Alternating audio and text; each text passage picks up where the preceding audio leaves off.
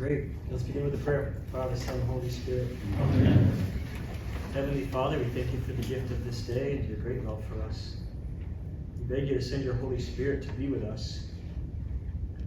We're grateful for the mission that you give us to serve in seminary formation.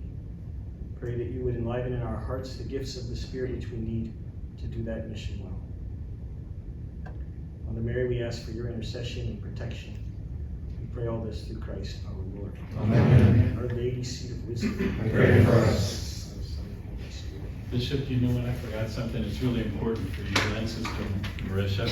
Although Father Joe was here last week, we usually start just hearing. Were you already going to do that? Yep, I was just going to do that. Yep. Great. Just to hear where everybody's from. Yeah, okay. And maybe so if you could tell me your name, if you're a priest, how many years ordained, and where you're from, what's your current assignment. Maybe even how long you've been doing that. So let's start right over here on the far right. So my name is Alex Padilla from the Diocese of St. Petersburg, ordained 6 years, and finished my first year as a formator here. Great. Hola, José González from the Archdiocese of Milwaukee. I'm being ordained for 16 years already, and I'm a Sacred Heart Health Seminary, 8 years there. Great. Zach Mabey from the Diocese of Lansing. I work at Sacred Heart Seminary in Detroit, just finished my first year there and just hit 7 years ordained. Steve Giddy from the Diocese of Nashville, though I'm working presently at St. Paul Seminary in St. Paul, Minnesota, and I've been a priest for 25 years. John Paul, I'm a Capuchin friar, 7 years ordained, and I'm at Borromeo Seminary in Cleveland. I think we talked on the phone. Should be, yeah. Great. Nice to hear. Father Mark Madison at Sacred Heart Seminary School of Theology at Yale School in Wisconsin, ordained almost 20 years. Great. Gary Thomas, I'm a priest of the Diocese of San Jose, ordained 38 years. I just finished my first year as the Director of Public Duty here at St. Pat's Seminary. Great. Nice to see you. Kurt Ferreira, Diocese of Phoenix, ordained 9 years. Just recently appointed Vocation Director for Major at the Nazareth House. Great. Sister Maria Immaculata, part of spirituality program at St. Patrick's Seminary in Father Vito Perron is entering 22 years of priesthood, Director of Spiritual Life at St. Patrick's Seminary in Menlo Park, California. Great. Let's go over there. Father Peter Gusser, Holy Apostles College Seminary, belongs to the Missionaries of Holy Apostles, been ordained 18 years, and I serve at Holy Apostles College Seminary in Cromwell, Connecticut. Great. Greg Guerra, been ordained 12 years now, 2.5 years as Vocation Director for Detroit. Sister Marysia will get to speak later. You want to tell us your basics, Sister Marysia? Go ahead. Sister Nadia from Chicago, Magdalene Seminary, doing pastoral formation over there, and belong to Holy Spirit Missionary Sisters for 19 years. Father Joseph Homick at St. Patrick's Seminary in Menlo Park, California. I've been a priest for 30 years. Great. Dr. Jimena DeBrock, I have been at Mount St. Mary's for 3 years, and I am in the role of faculty and director of pastoral formation, and I have been married 38 years. Father Gonzalo Lopez, from the Diocese of Rockville Center in New York. I have 40 years to be a priest and 6 years to be a pastor of the parish, and also vice rector 1 year, the Cathedral Seminary in Boston. I'm Father Diego Ruiz from the Institute of Incarnate Word. I've been ordained 11 years, and I have been working at Mount St. Mary's Seminary for 3 years now. Father Colin Jones from the Archdiocese of St. Paul, Minneapolis. I've been a priest for 4 years, and I've been at St. John Vianney College Seminary for 1 year. Sean Carfrey from St. Patrick's National Seminary in Ireland. Oh, wonderful. So 14 years ordained, and then 1.5 years as a director of formation. Wonderful. Father Steve Poulos, I'm a priest of the Archdiocese of Detroit, been ordained 11 years, and I serve as the Director of Pastoral Formation at Sacred Heart in Detroit. Tim Cusick, priest of St. Augustine, ordained 22 years, just finished my 2nd year as academic dean here at St. Vincent's. Jared Measure, I'm ordained 37 years, and I just finished my first year at St. Charles Seminary in Philadelphia. I'm Jason Buck from Philadelphia, I'm at Archbishop Ryan High School, and I'm going to St. Charles Seminary. To start again. How many years ordained, Jason? 8 years. Evan Coop, St. Paul, Minneapolis. I've been a priest for 10 years, and now Dean of Men and formator at the St. Paul Seminary. I'm Anthony Federico. I'm a priest of the Archdiocese of Hartford. Just made 3 years on Wednesday. And, I'm a parochial vicar and associate vocations director. Bernard Messier from the Companions of the Cross. I am 14 years ordained, and I've been in formation since 2017. And I look after the formation of our community. Great. I'm Jaime Maldonado. I've been ordained for 2 years. I'm a parochial vicar, Archdiocese of Hartford as well, and I'm also an associate vocation director. I'm Sister Claire Hunter. I'm a Franciscan Sister of the Eucharist. I've been in vows for 26 years, and I work here at St. Vincent de Paul on faculty and in formation and assist with the Dean of Human Formation. Father Jason Kern, priest of Diocese of Winona, Rochester, that's in Minnesota. And then I'm a vocation director for 5 years now, and I've been ordained 10. And then I'm also we have a college seminary there, I'm on faculty there as well. Jason Wilson from the Archdiocese of Port of Spain in Trinidad. Been ordained for 13 years as a priest, and I recently appointed as the vice rector / rector.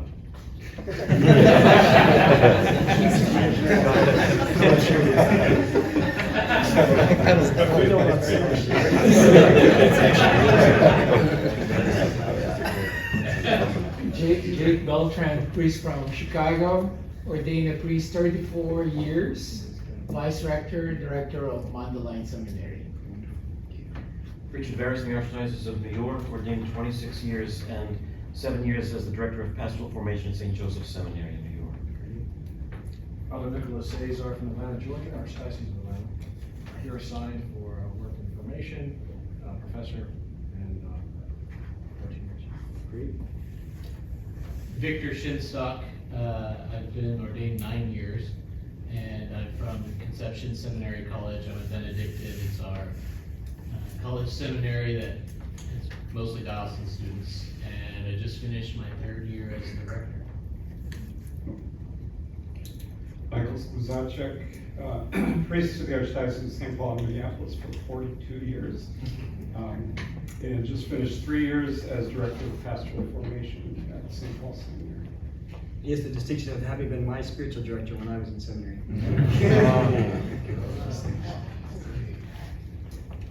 Father Floater. Father John Floater, been a priest now for 15 years, 10 years a formator at St. Paul Seminary. I'm a priest at St. Paul, Minneapolis, and part of the first cohort here, and now practicum. Spiritual director last week, practicum mentor this week.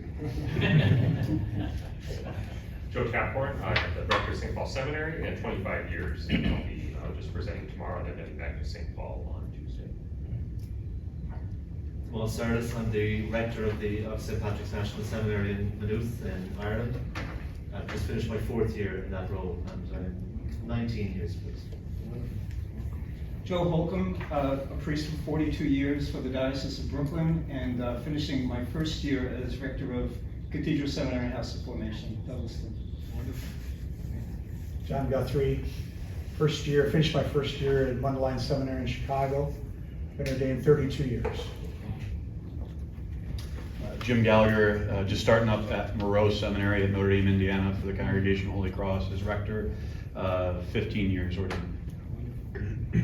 Shane O'Neill, I've just been appointed as formator to St. Patrick's Seminary in Ireland in Maynooth, and I've been a priest 7 years. Brian Garcia, priest of the Archdiocese of Miami, ordained 7 years and a year as the vice rector and the dean of students at St. John Vianney in Miami. Dominic Buckley from Orlando. I work here as director of pre-theology, 9 years ordained. Wonderful.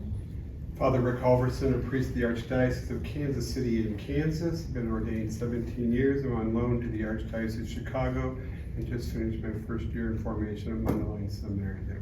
Wonderful. Thank you. Great. It's very encouraging to have you all here. Or did I miss some? Oh, yeah. I'm Carl Rock, Holy Cross priest, as ordained 3 years ago. director of our college seminary at Notre Dame. Wonderful. Wonderful. Obviously, I know the guys from St. Paul, Minneapolis. Yeah, we have the two other practicum members, and Tricia may as well introduce yourself. Carol Raza. I'm here at St. Vincent in the pastoral department. Things are kind of shifting with PPF, and so I'll be doing more of the psychological services here, as well as more intense work with our pre-theologians. And I've been married 53 years to my husband, who was very thankful for all the prayers for his back surgery. And today is our 59th year going steady.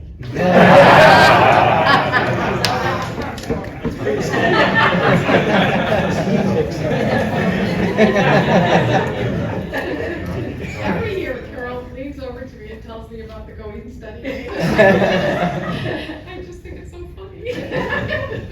Who remembers the day they went steady? I'm Jane Gunther from the Archdiocese of St. Louis and Cameron Glennon Seminary. They're just really working as a prayer minister for them and varying adjunct ways. And director of the renewal office. And director of the Catholic Renewal Center. Diocesan point person for the Eucharist Circle. I think I get whatever no one else wants. No, it's great to be with you all. It's an incredible group. A lot of diversity in every way, especially years of service. So it's really a great gift to be together. So I'm Bishop Andrew Cozzens. I was ordained 25 years ago, a priest. And I was assigned in 2 parishes, and then after 5 years I was sent to study in Rome, where I did my doctorate degree in sacramental theology, and I wrote on the sacrament of holy orders. You can get the book, actually. It only took me 10 years after my dissertation to finish the book, but you can buy it through IPF. It's called The Priest as Bridegroom. So that was my doctoral dissertation. And then started teaching at the St. Paul Seminary and doing formation in the summer of 2006. And then in 2013, October, I was named auxiliary bishop of the Archdiocese of St. Paul, Minneapolis. So I left working in the seminary and basically worked as an auxiliary bishop. I did have one stint as rector, so I was the interim rector for 6 months in 2018 at St. Paul Seminary. We were between rectors, and so the Archbishop let me be interim rector. I always wanted to be rector. I never wanted to be an auxiliary bishop. But so I was grateful to have that opportunity. I told the guys I had like 10 years of rectors conferences to give in 3 months, which I did my best to do. So just to start out, obviously I'm aware I'm talking to a unique group. Unique because of all of you focused on seminary formation. Yeah. Could you move your microphone up just a little bit? I think it could get any higher, actually. Oh, okay. Unless I hold it. Is there a way to turn up the volume on it? Is it on? It's on. It's on, yeah. It's on. Is there a way to turn up the volume in the room? No, it's hard to find. I think this is as up as high as it can go. Yeah, I just don't want to have to hold it, but. Yeah. No, I don't understand. Testing, 1, 2, 3, test. I'll talk about. Yeah, okay. So, yeah, just, this is a very unique group. And unique especially, I think, I come into the room as a priest, as many of you do. And, it still feels awkward to me when I have a morning like this morning, where it's a Sunday morning and I have a lazy morning, And I think those of you who come from parish work, you think, oh my gosh, like, what's happened to my priesthood, And it's really, I think, important just to reflect tonight. I want to just do that, and it's really throughout the week, on what is the vocation of a seminary formator and what's happened to my life that I've been pulled from parish work or pulled from other things that I was doing and now placed in a seminary. And of course, as priests, we're used to that at different times. Our life gets completely uprooted. We get put into a whole new situation with all new people, but that's also very difficult. And it's happened to me a couple of different times, not always in pretty times. And my most recent one was I was uprooted in December and sent to a small diocese in rural Minnesota, in the northwest corner of Minnesota, called Crookston. So where, I don't know anybody, at least I don't know anybody well, and I have to start a new life. And that's not always an easy thing when it happens. And I found, especially when I moved into seminary work, there was a kind of death that happened to me. The parish, I loved parish work, and I found parish work very fulfilling. And of course, parish work has like everything to it, right? I was with a bishop just a couple nights ago, and he said, you know, there are only 2 companies that make elevators in the world. And somebody said to him, how do you know that? He said, well, because I was a pastor. Pastors have to know everything, right? You have to know what an elevator is. So we all have that experience if you've been in a parish, you know, that you work in this very broad world, you're a part of this very special family. At least when I was in a parish, you know, you got a lot of positive feedback from the people. You know, it's not that often that seminarians tell you how great your homilies are. The same kind of positive feedback. You don't get to hear confessions very often, especially if you're in external formation. Your life changes pretty dramatically. And the analogy I use sometimes is, you know, a soldier, he wants to be on the front lines. And it can feel a little bit like when you're in seminary work, you're called to work in supply. You know, you have to sort of build up the back lines, but you don't get to be on the front lines of evangelization in the same way. And so I think it's easy actually to think of this work as somehow less, but that's not the mind of the church, and that's actually where I wanted to start. I did make a handout, and if you didn't get one, you're going to want one. It just has quotes on it and an outline. They're all up here. You can get one. Did anybody not get one? Lots of them.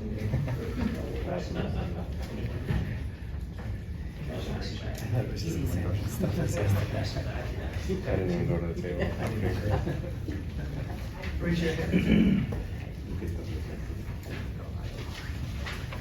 I put this quote on the outline, though, from St. John Paul II.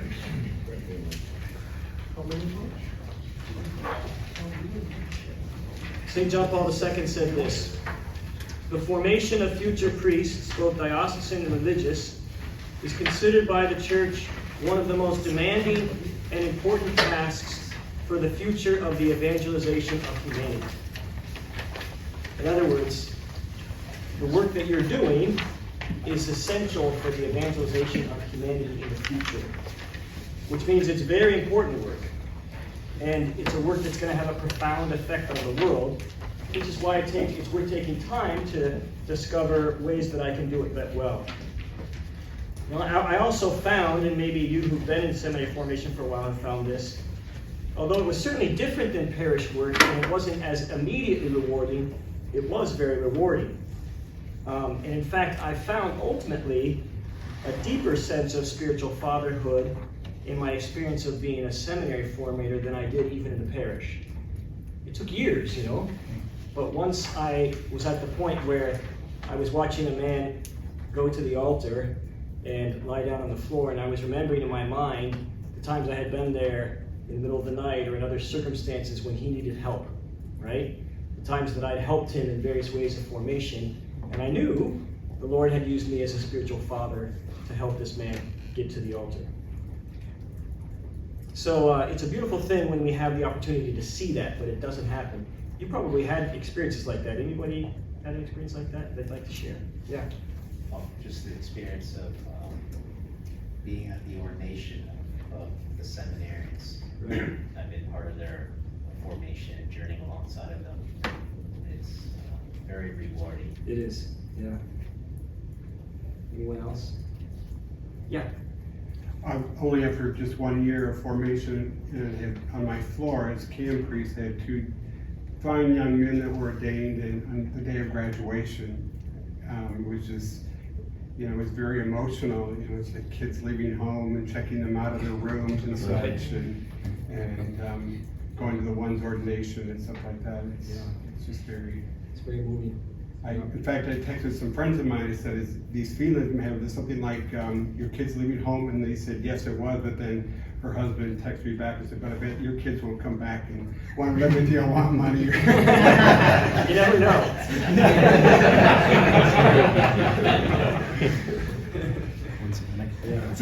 And in fact, what's also beautiful is when you see them start to be spiritually fruitful in their own ministry, right? And you think of the impact, the multiplying impact of them as they. Yep. So we're here to talk this week about the art of accompaniment in formation. So I want to talk first about formation. So formation is different than other models of education. It's the word we use frequently to describe what we do in seminaries, but it's important to think just for a moment about what it actually means. So it means two things. To do formation, it means I have a knowledge of what something is being formed into. So I know the goal, and I must know the goal in all its dimensions. I have to know what a priest looks like humanly, spiritually, intellectually, pastorally, right? And of course, as we all know, seminarians, the strange thing is every one of them is different from the other one, right? It's because that's the way all human beings are, which makes them actually quite difficult to form. And so I have to know, in order to do formation, well, I not only have to know the goal, I have to know the material I'm working with in order to form, right? And in this case, the material that we're trying to form is a very complex material. Human beings are hard to form. And so I have to get to know this individual man, because the formation has to happen to this individual man. And it has to be tailored to this individual man. What are the dimensions that he needs to grow in that are going to be different from a dimension of another man's needs, right? So in this way, formation is an art and not a science, and it requires an artist. Now, we all know you can't simply put a young man into a program and expect that putting the right things in, a priest will come out, right? In other words, there must be individual, guided, and integrated formation. And I would make the argument that the Catholic Church right now, in our history, is doing this better than any other profession in the world. No doctor, no lawyer gets as much individual attention as a man studying to be a Catholic priest today. Think about it, right? Basically two people, a spiritual director and a formator, who follow him regularly and seek to integrate the formation in him over a period of years, right? Nobody is getting that kind of formation in the world today. And when we talk about it, even amongst our Protestant brothers and sisters, they're kind of astounded at what we actually do in formation. Now, this is because the church is an expert in formation, right? We've been doing it for a long time. But it requires many skills. It requires human skills. So you have to know how to approach in formation. You have to know how to approach the man, how to speak to him in the right way. You have to have psychological skills. You have to know the way the human psyche works, and why people are the way they are, and what makes them the way they are, and how to pick up traits that are psychological issues that need to be dealt with, right? And you have to be a spiritual physician. How to work with men in difficult places where they find themselves, and how to help them come to healing when they need healing, right? And most of all, this requires prudence, the mother of all virtues, because in fact, in a difficult situation, the same answer won't work for one person that works for another. And it takes prudence to know, when do I say something, when do I not? When do I wait for him to discover that? When do I bring it up, right? What's going to be the best way to approach this man, given his particular characteristics versus another, right? Now, as I said, the church is an expert in formation. We've been doing accompaniment in formation since the beginning, because right from the beginning we got this model from Jesus. Right? Jesus' model of discipleship is a model of accompaniment in formation. And so think of the earliest times, like how were priests formed in the first centuries? They lived in the house of the bishop, and the bishop formed them, right? He accompanied them, had them study certain things, had them learn certain things. Sometimes it happened in monasteries, but even in monasteries there was always a spiritual father. Think of the Desert Fathers, right? All the writings of the Desert Fathers are about individual formation, right? Now, it's also true that even though the church knows a lot of formation, we didn't always do it well.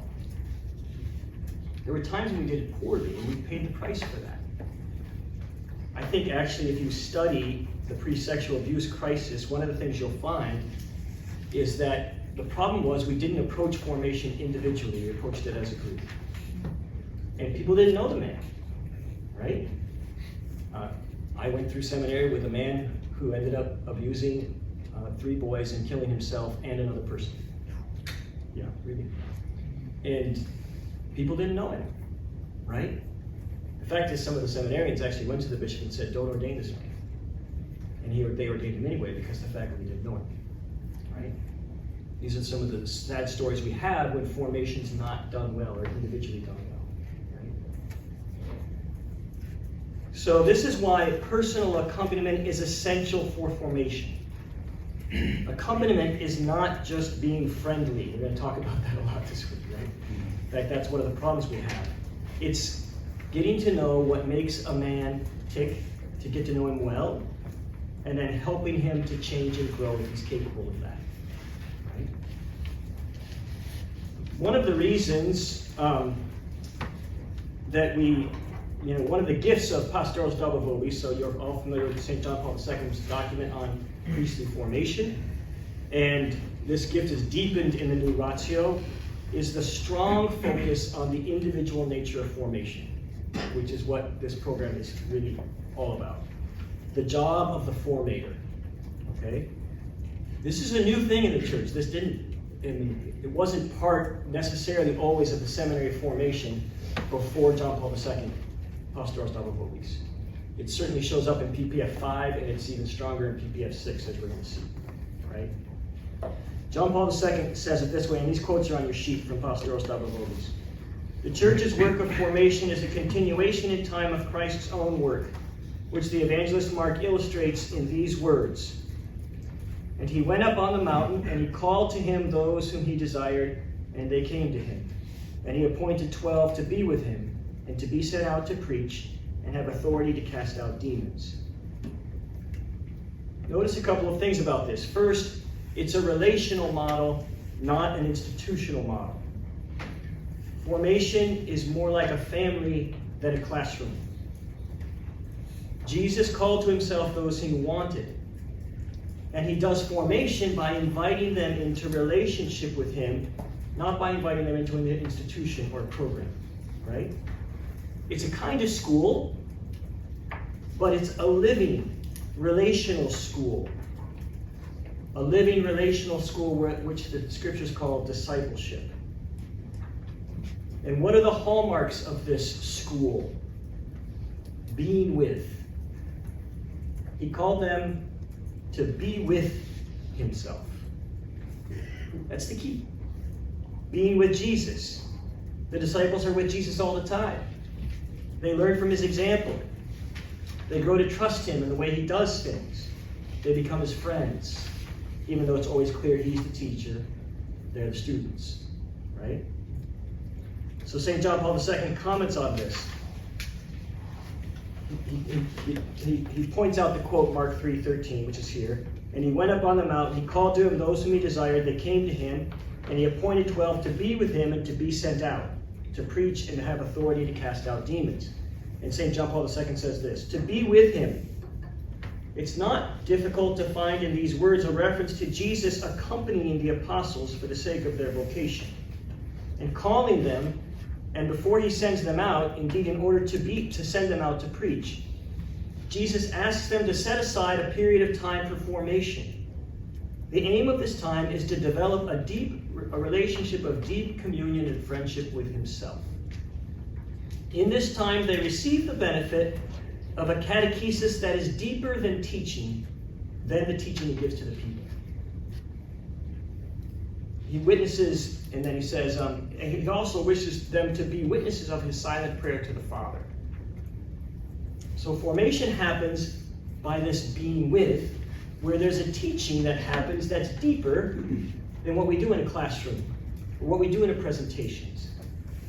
Part of what you begin to realize is that part of your formation is seminaries are supposed to be with you and watch you. Just as they saw Jesus pray. And they asked him to teach us how to pray. The seminarians need to see you pray. Right? So they learn how to pray. So they learn what a priestly life looks like. Right? And to think for a moment about how often Jesus actually did formation with his disciples. For example, there was the day they were walking along, and he comes up to them and he asks them, what are you talking about? And they said, well, we were talking about who's the greatest. And then Jesus stops them, takes a child, brings it into the midst, right in that formative moment. right? And he says, unless you become like a child, you cannot enter the kingdom of heaven. Because that was the moment when they were open to receive it, right? It's the moment when they needed that formation. And because he was with them, he was able to capture that formative moment. Or they're out doing a mission and they run out of preaching and they run out of food. And Jesus says, give them something to eat. And they can't. And then he shows them how if they'll trust him, he'll provide. And he multiplies the food. Right? It's a formation moment. He's teaching his disciples, his seminarians, about what it means to follow him. Another day, they're walking by the lake, and he says to them, who do people say that I am? And he uses the opportunity to explain more deeply who he is. So much of Jesus' work with his disciples is this kind of formative relationship that happens at these formative moments because they're together, right? And this is the Christian model that the church gives us for formation of seminarians. So it's different than a classroom, it's different than a sports team, it's sharing life. And it requires being with them on the way. It means getting into their lives and inviting them into your life. And it requires time, and it requires mutual trust. Some of you, especially the priests who, for example, are living on the floor with seminarians, right? This is why. It's why the church wants this. It's why the church needs an access, right? Well, you all know it's a particular cross. Like, when you're in parish, you don't live with your parishioners. You go home at night, you're in the palace. You have all your things, right? But when you're in the seminary, there's a different kind of being with that's required for the formation to happen, right? That gives them more access to you, and that allows the mutual trust to develop that's required for real formation. Because formation doesn't happen just in the classroom or just when they meet with you in the office. It happens in life, right? Now, the new Ratio paints a very clear picture of this accompaniment, and so does PPF 6. So this is the first time in the program, of course, we've had PPF 6, right? So the new Ratio says this in number 46, the quote's again on your sheet. Conversations with the formator should be regular and frequent. In this way, the seminarian will be able to gradually conform himself to Christ, docile to the action of the Spirit. Such accompaniment must bring together all the aspects of the human person, training him in listening and dialogue, in the true meaning of obedience and interior freedom. It's the task of every formator, each according to his proper responsibilities, to assist the seminarian in becoming aware of his condition, of the talents he has received, of his frailties, so that he can become ever more receptive to the action of grace. I'll just put here a quote from PPF 6. Now, the truth is that the section on the formator in PPF 6 I wrote. So from paragraph 99 to paragraph 103, it's basically my writing. There were a few things that I wrote that they changed later in the editing, but basically the description of the formator in PPF 6 is the training you're getting in this program, because I was involved in that process. So it says this in paragraph 99. A seminarian must be assigned to an individual priest formator who is in residence in the seminary. The priest is responsible for accompanying the seminarian through that particular stage of formation. This formator accompanies the seminarian in the external form and is responsible for personalizing the work of the seminary formation for an individual seminarian, as well as engaging in the discernment process that oversees the suitability of the seminarian for continuation. The formator is at the service of the mystery of vocation in the seminarian. That's actually a quote from Father Nicholas Kakia, God rest his soul, who, when I was writing this, I sent it to a few people to ask for their feedback, and he gave me that line. So that's his lasting contribution. He helps to discern whether such a call is present and to foster it to its fullness by relating to the man as a shepherd and a father. So this is the job of the formator. It's the formator who must be the one on behalf of the church who really knows the man and comes to know himself and lets that man come to know himself more truly. And the goal is to form an environment of trust where the man actually lets himself be known. Because this is where the real integration happens, right? To allow the man to internally be formed. So there's really kind of two essential things that the seminary formator does. First, he gives feedback from the seminary to the man, right?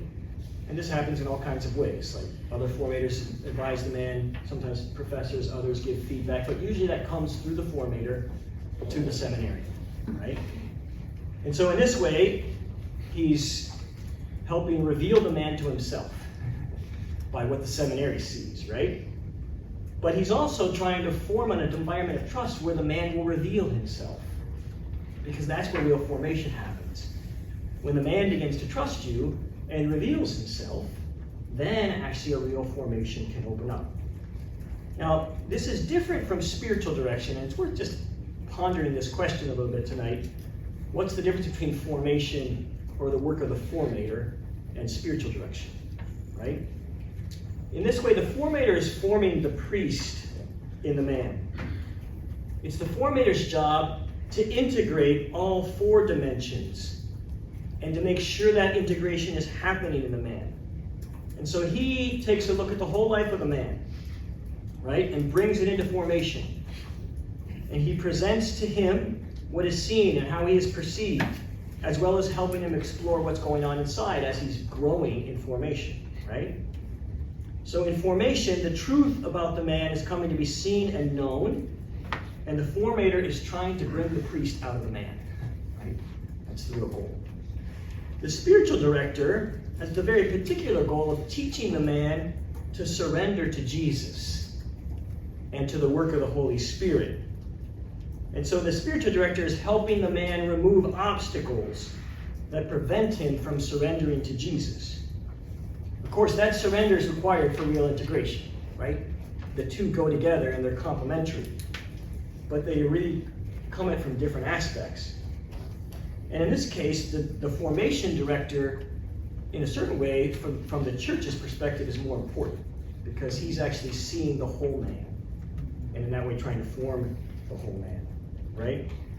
Sometimes it can feel a little bit in the seminary like, you know, the spiritual director is the good cop, and the formator's the bad cop, right?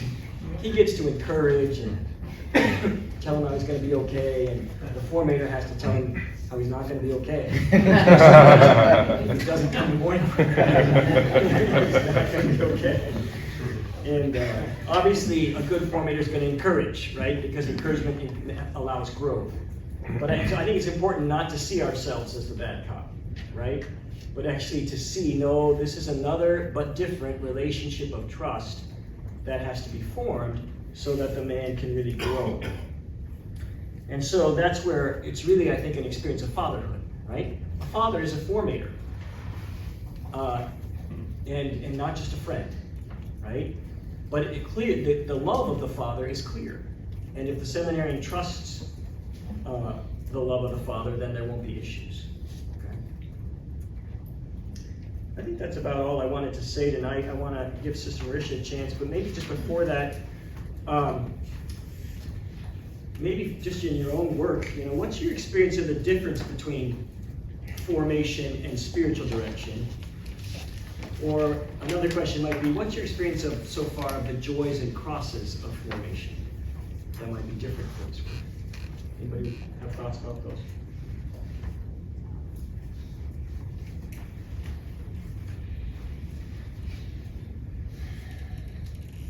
Don't be shy. Yes.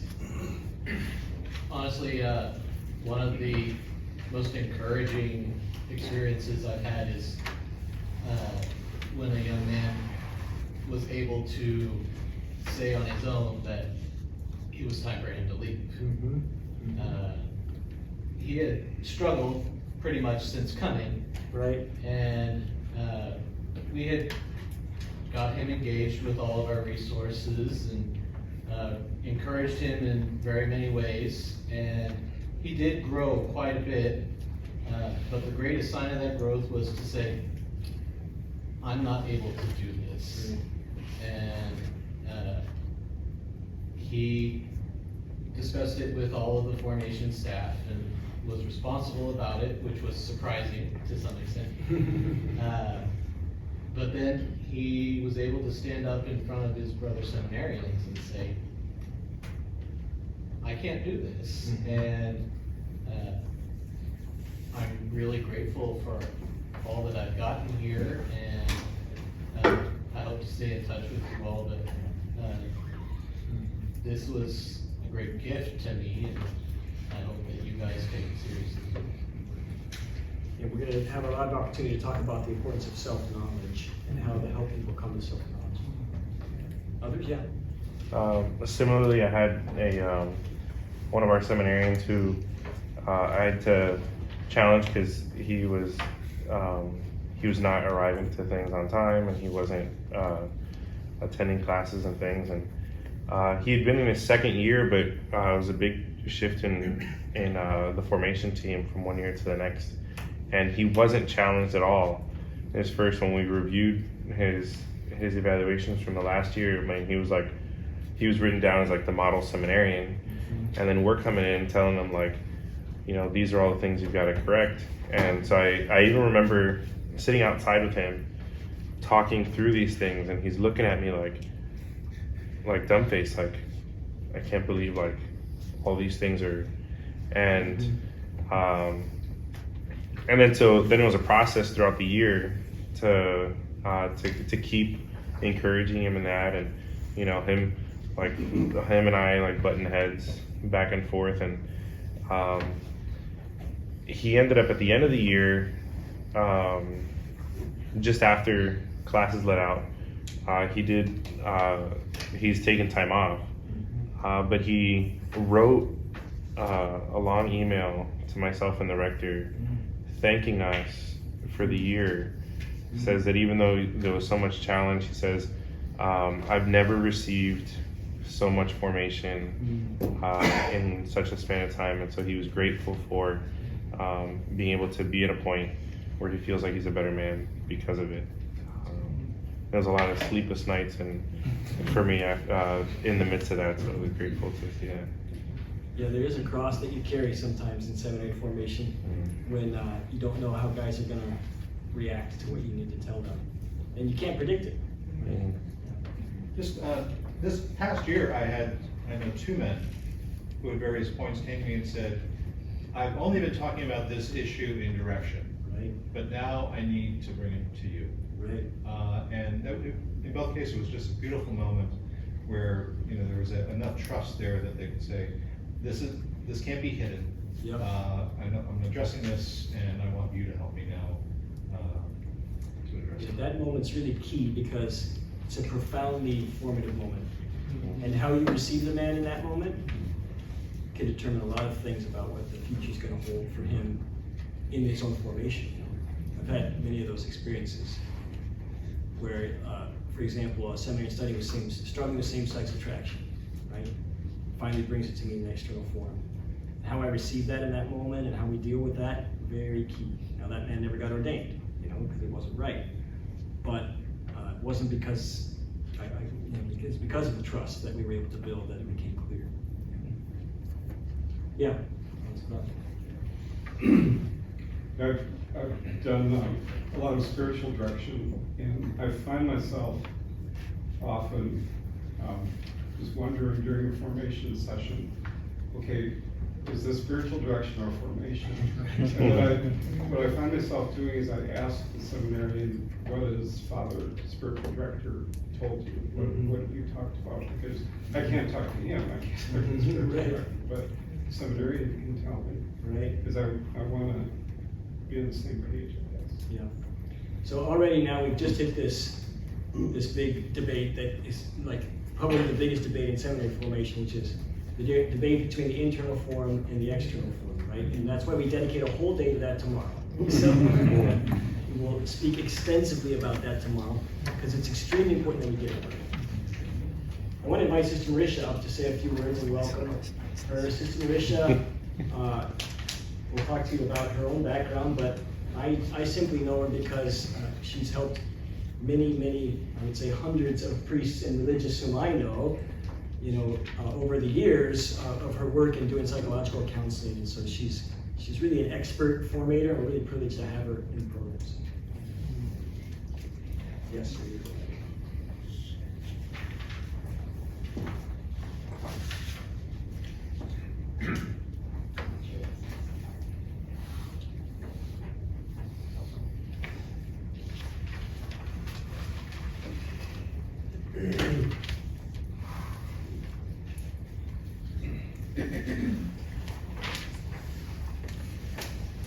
All right, well, thank you. Can you hear me?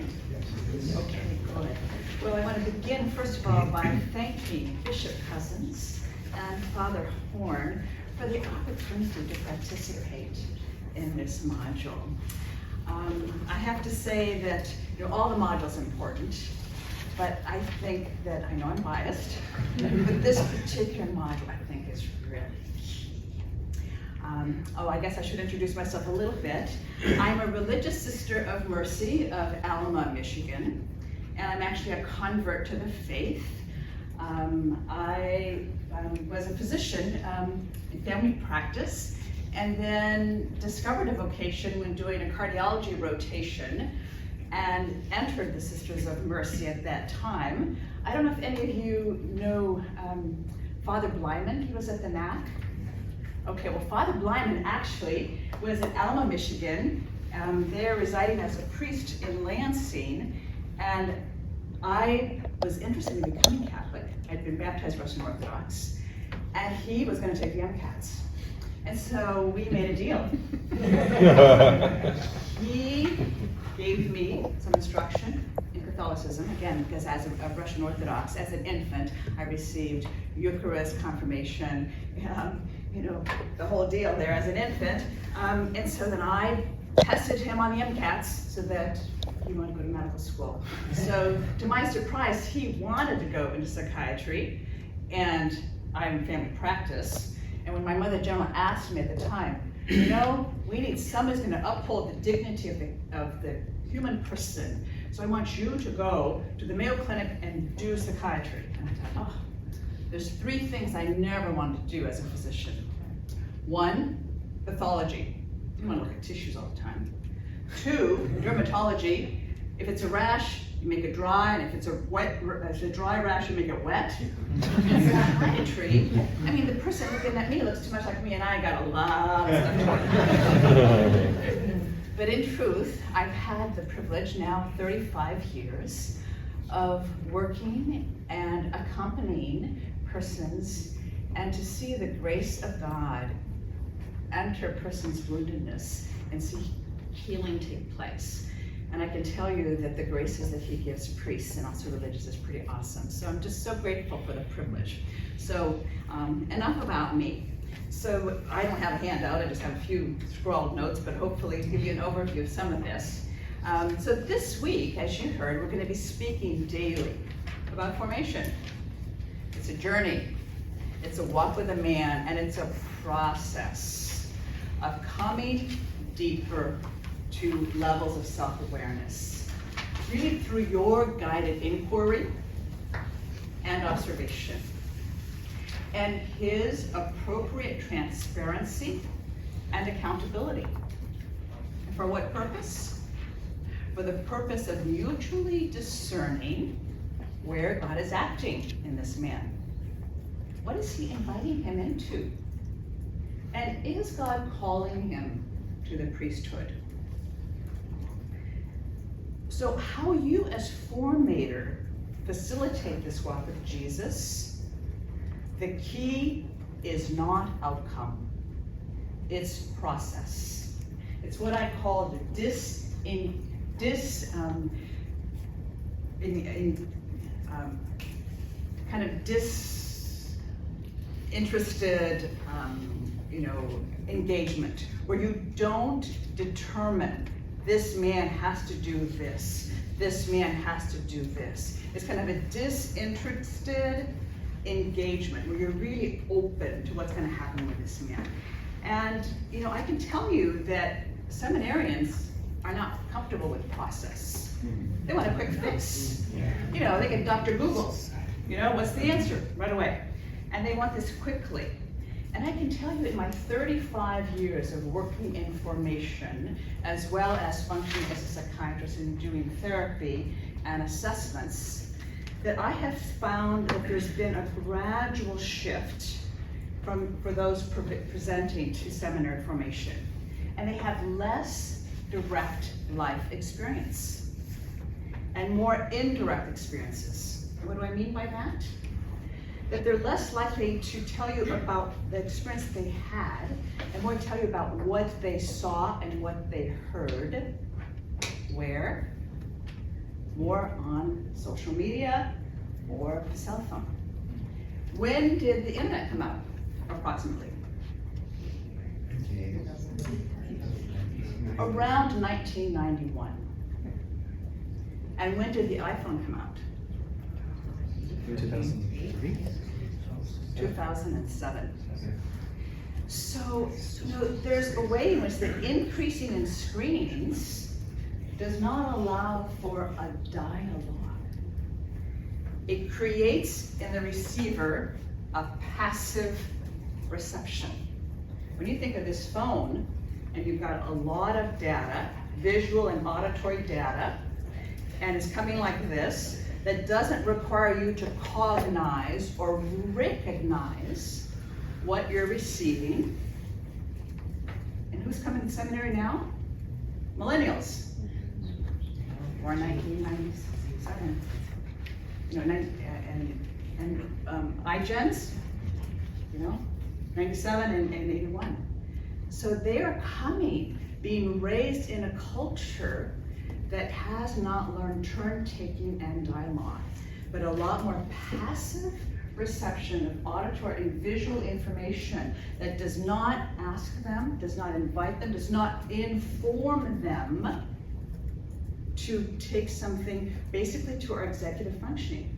We're the only creatures that God created that gave us an executive function that sits on top of our eyes here, that allows us to plan, that allows us to reflect, that allows us to kind of modify, strategize a little bit.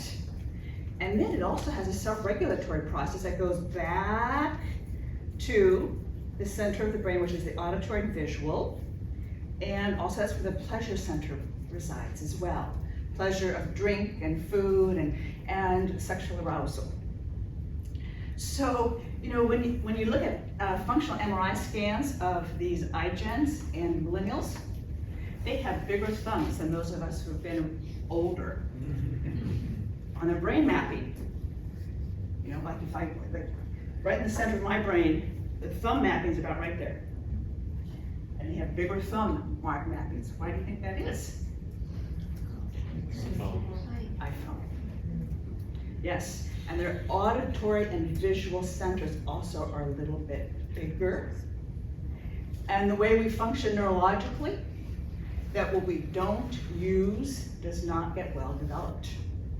When I was at Michigan State University going to medical school, whenever they put up a building, they waited until the kids kind of walked through every door, made ruts in the dirt, and then laid down the sidewalks.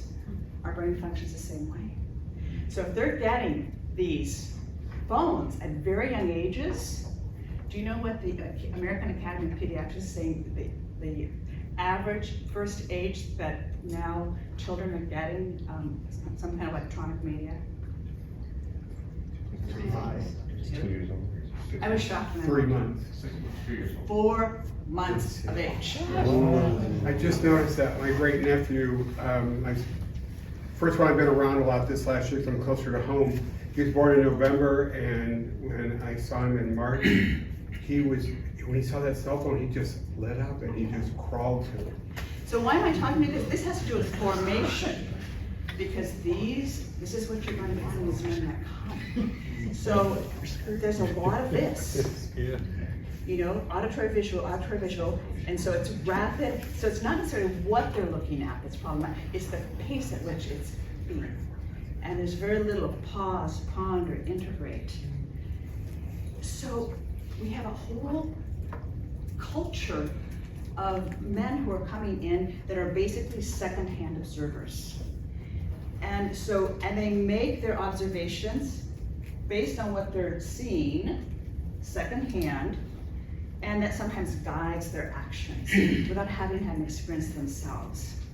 So I think this is something to really look at when we're looking at individuals who are coming to the seminary.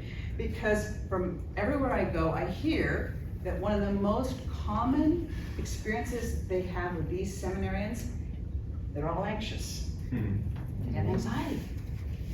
Anxiety.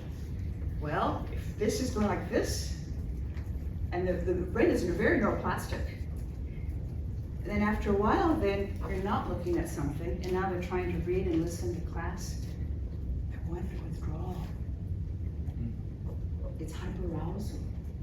You want to go back to something that's going to calm the mind again, but it perpetuates the problem. And also because they, compared themselves with a lot of social media, they have issues of self-esteem. They're not sure, they want to get it right. But again, the goal is not to get it right. The goal is process. It's a journey in formation. And that is what I really want to focus on. And that's your role of accompaniment. Now, of course, the primary formator is the Holy Spirit, or the Blessed Trinity, depending on what you read.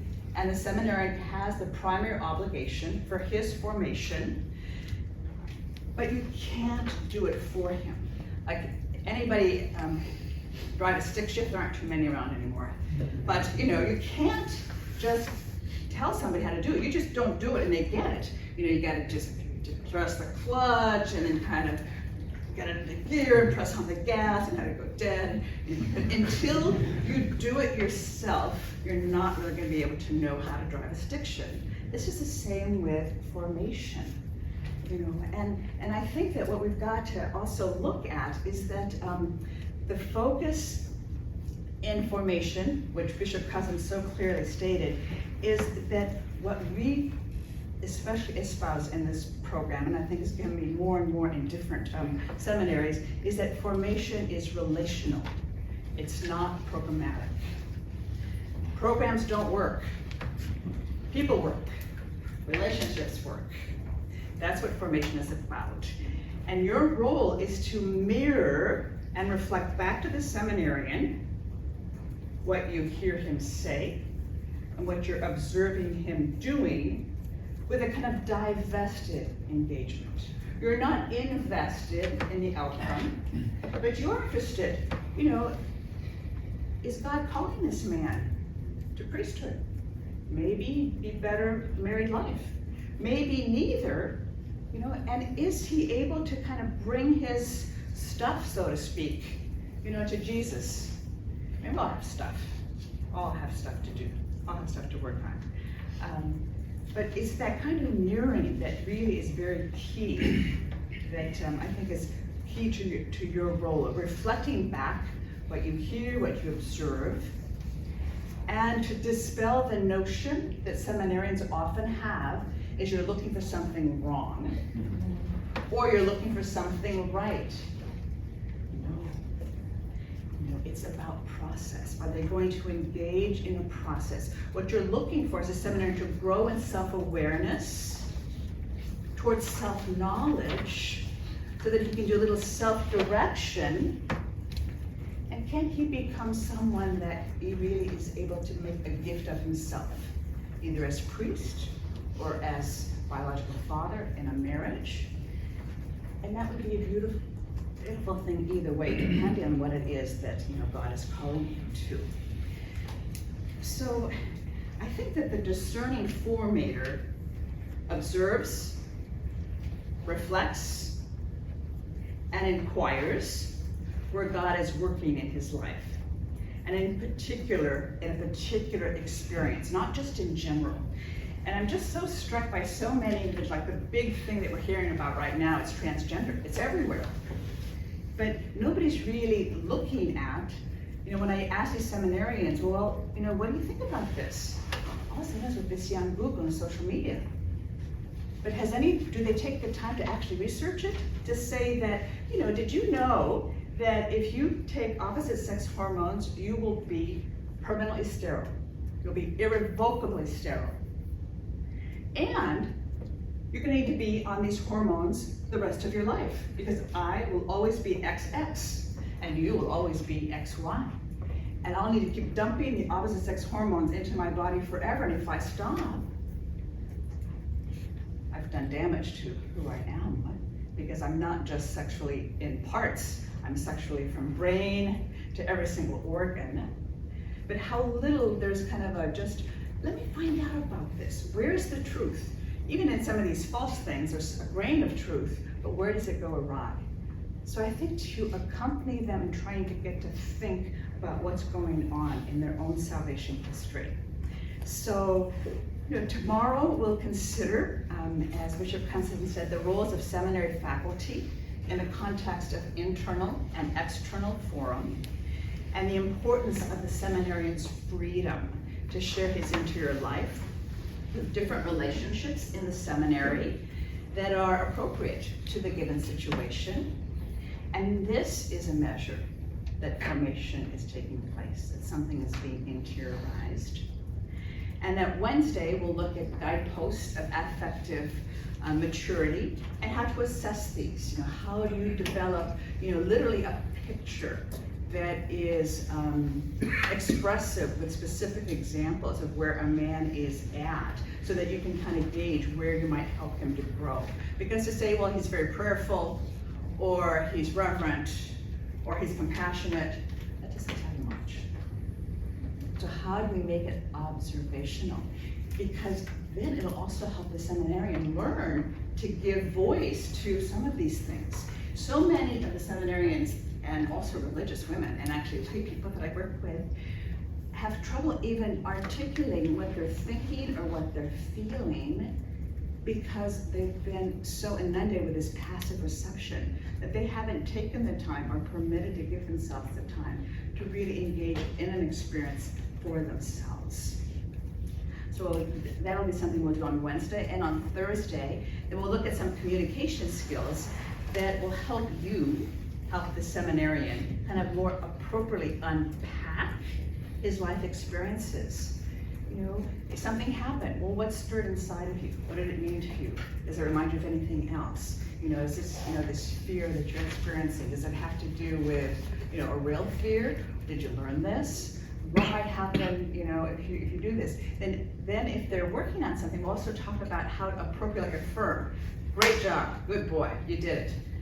Some of those kinds of affirmations aren't necessarily helpful, but how is it that you teach them how do you learn how to properly affirm someone? Like, for example, if a seminarian now is in a parish and the homeless comes and he doesn't know, how am I gonna get this man? He's persistent, he wants some food, he wants something.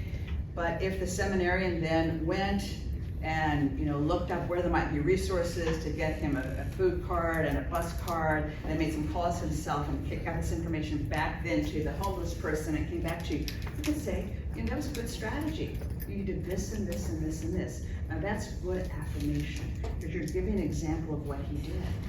And if he kept trying something that doesn't work, then is he considering something alternatively, rather than just sweeping off the screen because it's something that he didn't necessarily like.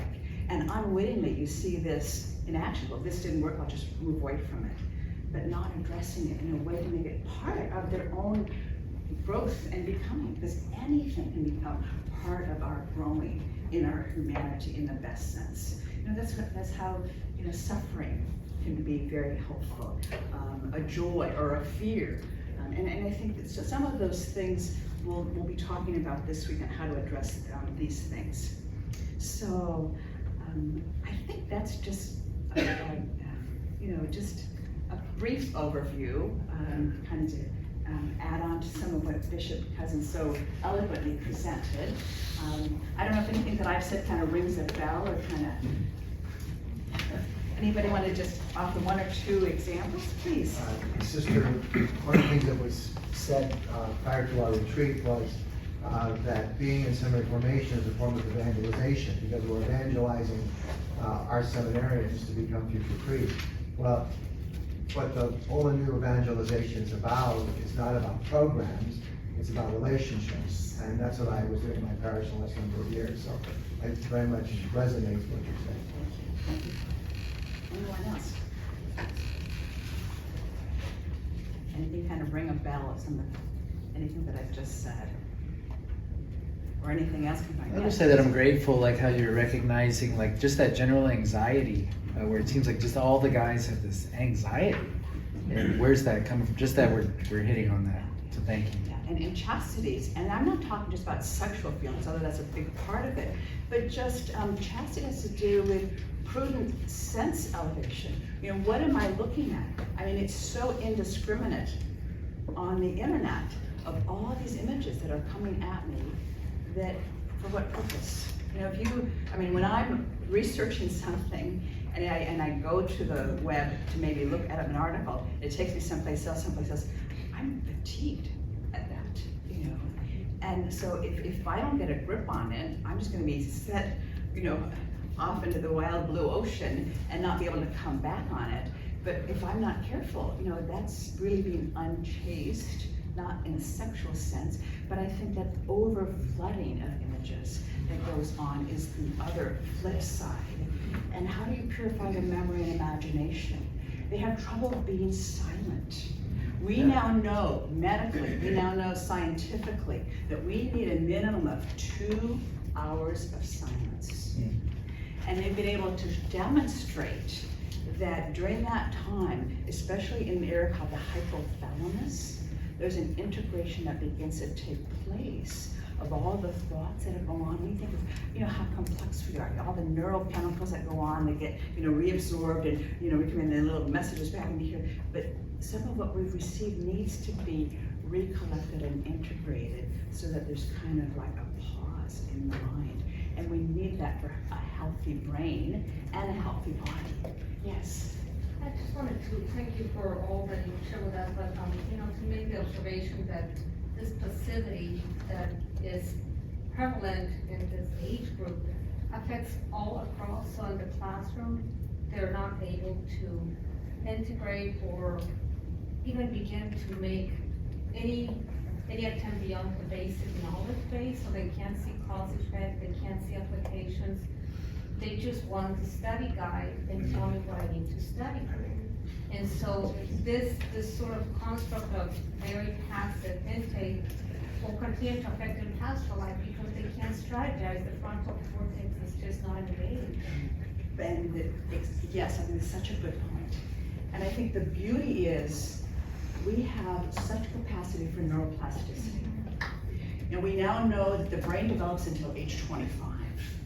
But even beyond 25, even this old brain, you know, we can also relearn. And that's why it's so important to get them to ponder, to pray, to think, to get them to give voice to their experience. Because so many times they have not even given voice to it. What bothered you? What touched you? And the more they speak, the more they'll begin to remember. And what did you do? And what did you like about that? And what would you have hoped for? You know, you're getting them to use that frontal lobe. And you're developing that pathway. So it's not that they don't do some of that, because they do. But I know this downside is something that we as formators have an incredible opportunity that we just cannot let go away. And just like they're saying, then if they get into the parish and they're pure priests and they're by themselves and, you know, they're not used to relating, and so, you know, then they get into trouble. So we have such an opportunity. And the other piece that I imagine you're going to address this week is I don't think we as a culture have a big emotional vocabulary, and so if from the time they're really little they're told don't be sad, don't be angry, don't be this, it's almost negating the emotion, and so they can't engage at an emotional level. So they're underdeveloped, and it's hard to, you know, give voice to that. Yes, but it's possible, and I think the seminary, in its best sense, if they engage in formation, if they're willing to move out of their comfort zone of the quick fix, because your role is not to fix, but if they're willing to walk through the process, then formation is going to take place. And if they're just better, and it's maybe better they need, they're that much better. And if they're better, you know, because I think God is sending these men from the culture really to redeem it, to renew it. And I think that's our call. to walk with these persons. And, you know, I'm wounded too. You know, I can fall into all this other stuff. And, you know, I'm old enough to have been formed in relationship first, but there's a choice then to stay engaged, you know, and work with, you know, some of the difficulties, the frustrations that are present. Thank you. And just to connect a simple dot, I mean, what Bishop Cozzens was saying about just staying with or abiding with. I know this Father Chris Seith, a young guy, maybe some of you know him from, he's a spiritual director at John Cole II College Seminary in Washington, D.C. And he did his doctoral dissertation on how to reclaim wonder around many of the things that you're describing right now, that without capacity for wonder, you know, formationalizing in spiritual direction is exceedingly difficult. If you could, so he's established different practices that he's trying to work with the guys in the formators to just encourage them to discover wonder. Yes, you know, as simple as that sounds. But it's so key what you're saying, Father Horn. You know, I think you're talking about the duty of the moment, or the grace of the moment. And what I help individuals do who have more, you know, pornographic images, but any, you know, hyperarousal of the brain, I have them look at its 5 senses. So, because we cannot actually think or see or on 2 things at once. So if I'm having these images come up, then 5 things that I see. So I see this image of Our Lady and the corona around her for 2 seconds.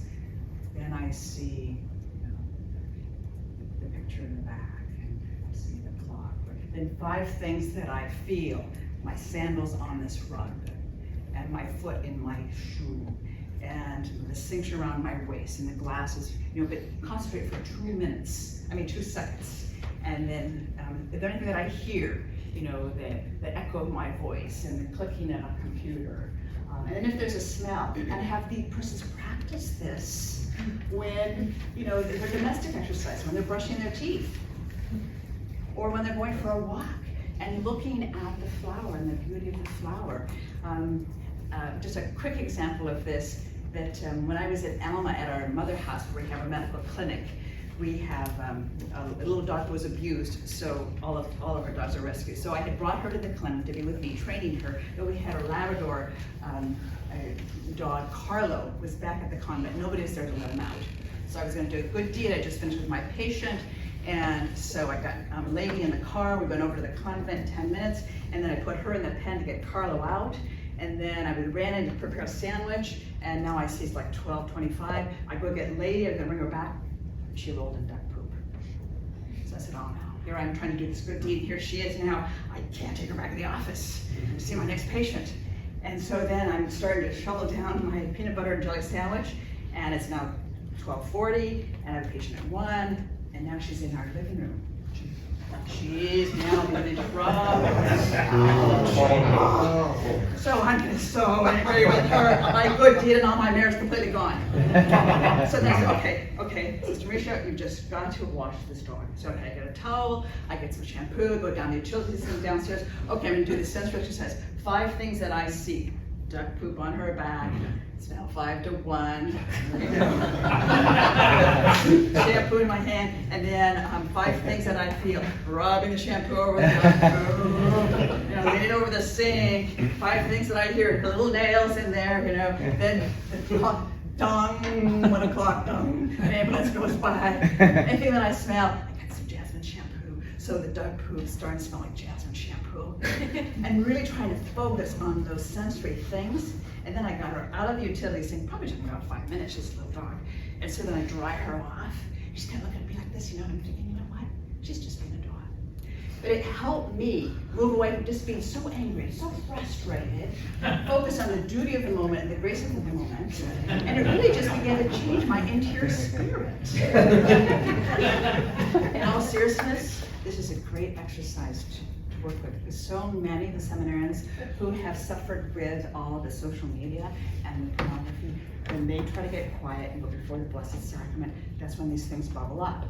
It's not trying to do them in, it's not trying to discourage them, but it's you know, our psyche, when there's something that's not integrated, it'll bubble back up, not to do us in, but because they want us to address it so it can be integrated.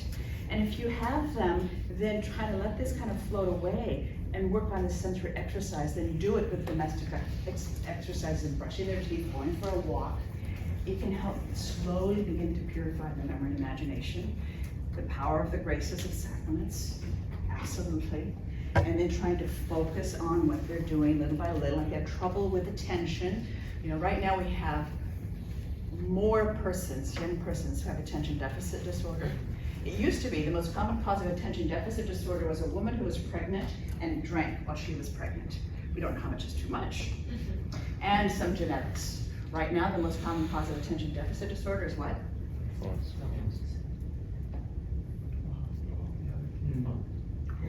Audio visual stimulation from the phone that are about, you know, rapid. When you think how fast a high-speed internet, how fast those images go, that hyperarousal is now the most common cause of attention deficit disorder. So they're coming this way, they're coming deformed, not knowing it's not their fault. You know, they've been victimized in a way that we had no idea. But we need now to take occasion and make use of what's available in the accompaniment that Bishop Cozzens spoke of, you know, so well, really being with, because that's what they need. You know, this doesn't make them feel loved or connected. They don't, this will not ever make you feel cared about. And it's really an installation between me and Jesus and me and somebody that I really love. All right.